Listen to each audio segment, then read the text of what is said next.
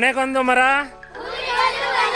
ಪರಿಸರ ಉಳಿಸಿ, ಕಾಡಿದ್ದರೆ ಪರಿಸರ ಸಂರಕ್ಷಣೆ, ಹಸಿರೇ ಮಳೆ ಇದ್ದರೆ ಪ್ರಕೃತಿಯೇ, ಕಾಡು ಉಳಿಸಿ ಹಸಿರಿದ್ದರೆ ಮರದ ಮೇಲೆ ಕೊಡಲಿ.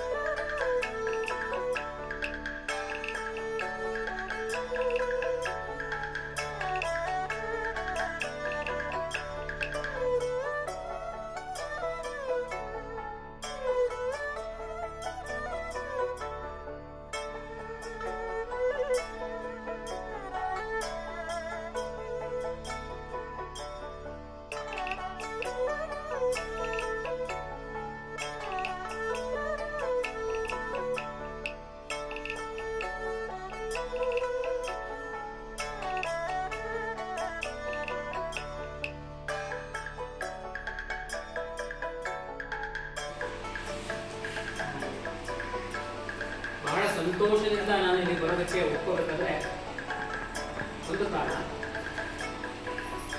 ಅದು ನಮ್ಮ ಸಂಘ. ಮತ್ತು ಎರಡನೇದು ಆತ್ಮೀಯ ಮಿತ್ರ ಚೇತನ್ ಅವರ ಮತ್ತು ಅವರ ತಂಡದ ಸಾಧನೆಯನ್ನು ನೋಡಬೇಕು ಅನ್ನೋದು ತಿಳಿಬಂತು. ಯಾಕಂದರೆ ನಾನು DSIRTಗೆ ಹೋದಾಗ ಚೇತನ್ ಸರ್ ಅವರು ನಿಮ್ಮ ಶಾಲೆಯ ಬಗ್ಗೆ ನಿಮ್ಮಗಳ ಬಗ್ಗೆ ಮಾಡಿದಂಥ ಪ್ರೆಸೆಂಟೇಷನ್ ಡಯಟಲ್ಲಿ ನೋಡೋಕ್ಕಾಗಲಿಲ್ಲ. DSIRTಗೆ ಹೋದಂಥ ಸಂದರ್ಭದಲ್ಲಿ ನಂತರ ಬಂದಿರೋದನ್ನು ಒಂದು 4 ತೋಟನ ತೊಗೊಂಡಿದ್ದೆ ರಾಜ್ಯಕ್ಕೆ. ಅದರಲ್ಲಿ ಚೇತನ್ ನೋಡಿತ್ತು. ನನಗೆ ಎಷ್ಟು ಹೆಮ್ಮೆ ಅನಿಸ್ಬಿಡ್ತು ಅಂದರೆ ನಮ್ಮ ಮನೆಯಲ್ಲೇ ನಾನು ನೋಡ್ತಾ ಇದ್ದೀನಲ್ಲ, ಇಲ್ಲಿ ಖುಷಿ ಆಗೋದು.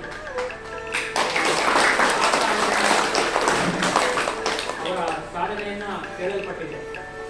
ನನ್ನ ಹತ್ತಿರದಲ್ಲೇ ಇದ್ರೂ ಅದನ್ನು ನೋಡೋದಕ್ಕೆ ನನಗೆ ಅದು ಇದಾಗಿದೆ.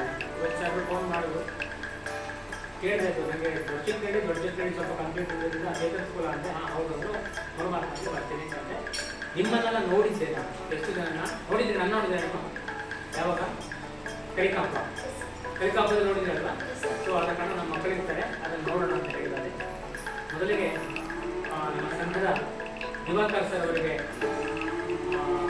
ಹಾಗೂ ನನಗೆ ಎಲ್ಲ ಮಿತ್ರರಿಗೆ ಮತ್ತು ಎಲ್ಲ ಮಾತೆಯರಿಗೆ, ಪ್ರೀತಿಯರಿಗೆ, ಚೇತನ್ ಅವರಿಗೆ, ಮೇಡಮ್ಗೆ ಮತ್ತು ಶಾಲೆಯನ್ನು ಕಟ್ಟೋದಕ್ಕೆ ಪ್ರತಿಬದ್ಧರಾಗಿ ನಿಂತಿರುವಂತಹ SDMC ಅಧ್ಯಕ್ಷರಿಗೆ, ಟೋಟಲಿ ನನ್ನ ಎಲ್ಲ ಆತ್ಮಬಂಧುಗಳಿಗೆ ನಮಸ್ಕಾರವನ್ನು ಹೇಳ್ತಾ ಒಂದಿಷ್ಟು ಮಾಹಿತಿಯನ್ನು ಹಂಚಿಕೊಳ್ಳೋದಕ್ಕೆ ಪ್ರಯತ್ನ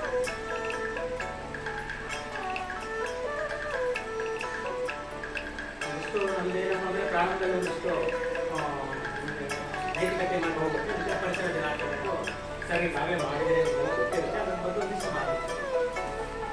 ಈ ನಾವು ಕಾರ್ಯಕ್ರಮ ಮಾಡುವಲ್ಲ, ಇಡೀ ಕಾರ್ಯಕ್ರಮದ ರೂಪುರೇಷೆಯನ್ನು ವಿದ್ಯಾರ್ಥಿ ತುಂಬ ಚೆನ್ನಾಗಿ ಹೇಳಿದ್ರು.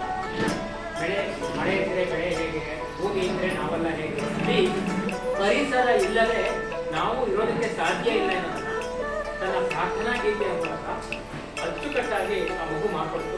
ಆ ಮಗು ಇರೋದು ಚಪ್ಪಾಳೆ.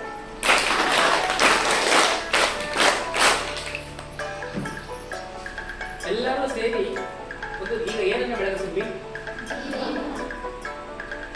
ಈಗ ದೀಪದಲ್ಲಿ ಏನಿದೆ ಅಂತ ಹೇಳಿ ನೋಡೋಣ. ಮೊದಲು ಎಣ್ಣೆ, ಬತ್ತಿ, ಹೂವು.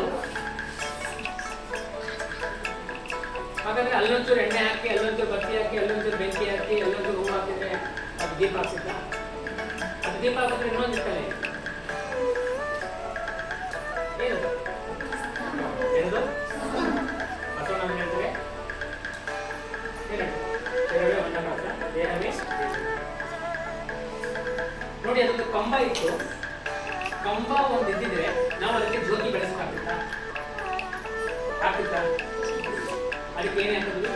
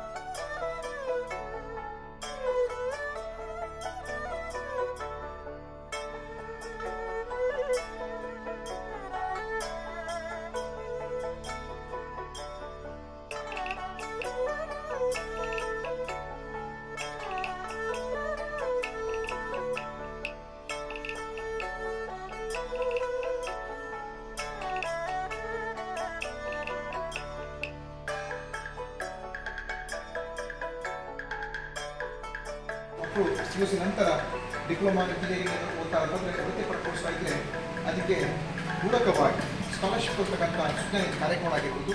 ಇದಿಷ್ಟು ಶಿಕ್ಷಕರ ಧರ್ಮಸ್ಥಳ ಗ್ರಾಮಾಂತರ ಯೋಜನೆ ಕಳೆದ ಒಂದು 20 ವರ್ಷದಿಂದ ಮಾಡ್ಕೊಂಡು ಬರ್ತಾ ಇದೆ.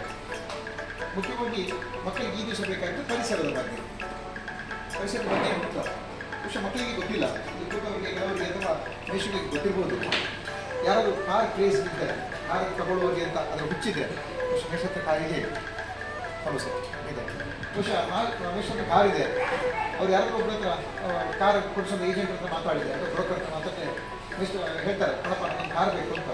ಅದಕ್ಕೆ ಮೇಷತ್ರ ಹೇಳ್ತಾರೆ, ಆ ಬ್ರೋಕರ್ ಹೇಳ್ತಾರೆ, ನೆಕ್ಸ್ಟೇ ನೀವು ಒಳ್ಳೆ ಕಾರ್ ಕೊಡಿಸ್ತೀನಿ, ಡೆಲ್ಲಿ ಪಾಸಿಂಗ್ ಕೊಡ್ತೀನಿ ಅಂತ.